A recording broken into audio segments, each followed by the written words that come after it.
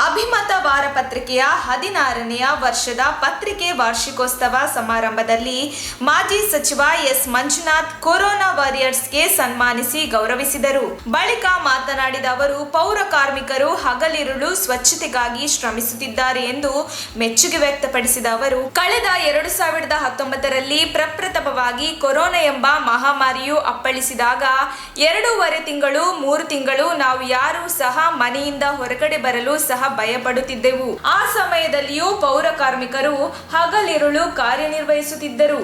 ಆ ಸಂದರ್ಭದಲ್ಲಿ ಡಾಕ್ಟರ್ಗಳು, ನರ್ಸ್ಗಳು, ರಾಜಕೀಯ ವ್ಯಕ್ತಿಗಳು ಬಿಟ್ಟರೆ ಯಾರೂ ಸಹ ಅಂತಹ ಸಂದರ್ಭದಲ್ಲಿ ಹೊರಗಡೆ ಬರಲು ಸಾಧ್ಯವೇ ಇಲ್ಲ. 5 ಮೀಟರ್ 10 ಮೀಟರ್ ದೂರ ಇರುವಂತಹ ಪರಿಸ್ಥಿತಿ ಉಂಟಾಗಿತ್ತು. ಅಂತಹ ಸಂದರ್ಭದಲ್ಲಿ ಪೌರ ಕಾರ್ಮಿಕರು ದಿನನಿತ್ಯ ಕೆಲಸಗಳನ್ನು ನಿರ್ವಹಿಸಿದ್ದಾರೆ ಎಂದು ಶ್ಲಾಘಿಸಿದರು. ಯಾವುದೇ ಸರ್ಕಾರಗಳು ಬಂದರೂ ಪೌರ ಕಾರ್ಮಿಕರ ಸಮಸ್ಯೆಗಳು ಪರಿಹಾರವಾಗದೆ ಬೆಟ್ಟದಂತೆ ನಿಂತಿದೆ. ರಾಜಕಾರಣಿಗಳಿಗೆ ಬೇಕಾಗಿರುವುದು ಓಟು ಅಷ್ಟೇ, ಜನಗಳ ಸಮಸ್ಯೆಗಳಲ್ಲ. ಪೌರ ಕಾರ್ಮಿಕರು ಮಾಡುವಂತಹ ಕೆಲಸ ಮತ್ತೊಬ್ಬರು ಮಾಡಲು ಸಾಧ್ಯವಿಲ್ಲ ಎಂದರು.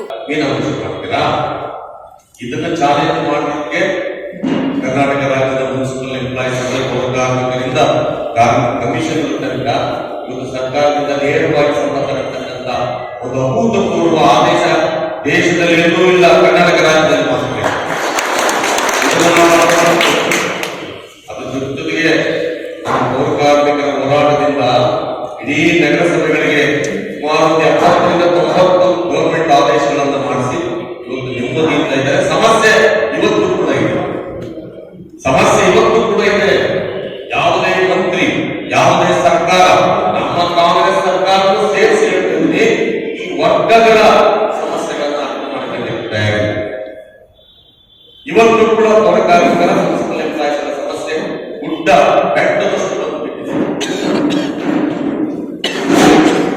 ಸುಪ್ರೀಂ ಕೋರ್ಟ್ ಡಿಸಿಷನ್ ಇದೆ, ಯಾವುದೇ ಪರ್ಮನೆಂಟ್ ಕೆಲಸಗಳನ್ನ ಕಾಂಟ್ರಾಕ್ಟ್ ಬೇಸಲ್ಲಿ ತಗಬಾರದು. ಸುಪ್ರೀಂ ಕೋರ್ಟ್ ಡಿಸಿಷನ್ ಇದೆ. ಕಾಂಟ್ರಾಕ್ಟ್ ಬೇಸಲ್ಲಿ ತಗತಕ್ಕಂಥದ್ದು ಯಾವ ಕೆಲಸ ಅಂತಂದ್ರೆ ಅದು 1 ತಿಂಗಳು 2 ತಿಂಗಳು 6 ತಿಂಗಳು ಸ್ವಲ್ಪ ಕೆಲಸ ಇರ್ತದೆ, ಅದಕ್ಕೆ ಅಪಾಯಿಂಟ್ಮೆಂಟ್ ಮಾಡ್ಲಿಕ್ಕಾಗಲ್ಲ, ಅದನ್ನೇ ಕಾಂಟ್ರಾಕ್ಟ್ ಮಾಡಿ ಅಂತ ಹೇಳಿದೆ. ಕ್ಲೀನಿಂಗ್ ಇದು ಪರ್ಮನೆಂಟ್ ವರ್ಕ್, ಇದು 3 ದಿನ ತನಕ ಕಂಡೆ ತನಕ 3 ದಿನ ಯಾರು ತೆಗೆದುಕಾಗ್ತದೆ. ಹಾಗೆ ಜನಸಂಖ್ಯೆ ಜನ ಇರೋದಕ್ಕೆ ನಗರ ಇರ್ತದೆ, ನಗರ ಇರೋದಕ್ಕೆ ಪೌರ ಕಾರ್ಮಿಕರು ಬೇಕು.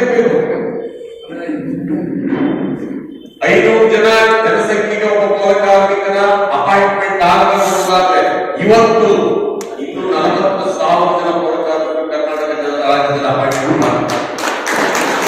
ಇವತ್ತು ಕೂಡ 11,000 ಜನ ಬಿಬಿಎಂಪಿಯನ್ನು ಬಿಟ್ಟು ಪೌರ ಕಾರ್ಮಿಕರು ದಿನಗೂಲಿಯಲ್ಲಿ ಅಂದ್ರೆ ಔಟ್ಸೋರ್ಸ್ ಅಲ್ಲಿ ಕೆಲಸ ಮಾಡ್ತಾ ಇದ್ದಾರೆ. ಔಟ್ಸೋರ್ಸ್ ಅನ್ನ ಯಾಕೆ ತಗತಾರೆ ಅಂತಂದ್ರೆ ಪೌರ ಕಾರ್ಮಿಕರನ್ನ ಪರ್ಮನೆಂಟ್ ಮಾಡಿದ ತಕ್ಷಣ ಪೌರ ಕಾರ್ಮಿಕರು ಕೆಲಸ ಮಾಡೋದಿಲ್ಲ. ಪಾಪ ಡಿಸಿಗಳು ಕೆಲಸ ಮಾಡ್ತಾರೆ, ಎಸ್ಪಿಗಳು ಕೆಲಸ ಮಾಡ್ತಾರೆ, ಪರ್ಮನೆಂಟ್ ಆಗಿರ್ತಾರಲ್ಲ ಅವರು ಅಷ್ಟರ ಕೆಲಸ ಮಾಡ್ತಾರೆ, ಮಂತ್ರಿ ಮಾಡಿರ್ತಾರೆ, MLA ಮಾಡಿರ್ತಾರೆ. ಪೌರ ಕಾರ್ಮಿಕರು ಮಾತ್ರ ಪರ್ಮನೆಂಟ್ ಆದ ತಕ್ಷಣ ಕೆಲಸ ಮಾಡ್ತಾರೆ.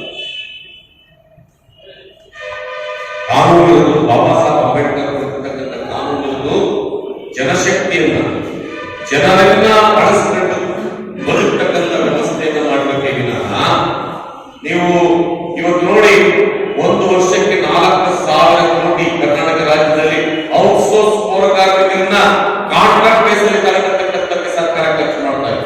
4,000 ಕೋಟಿ ಬೆಂಗಳೂರು. ನಮ್ಮ ತುಮಕೂರು ಮಾಧ್ಯಮದ ವಿಶೇಷ ಸುದ್ದಿಗಳನ್ನು ನಿರಂತರವಾಗಿ ಪಡೆದುಕೊಳ್ಳಲು ಚಾನೆಲ್ ಅನ್ನು ಸಬ್ಸ್ಕ್ರೈಬ್ ಮಾಡಿ.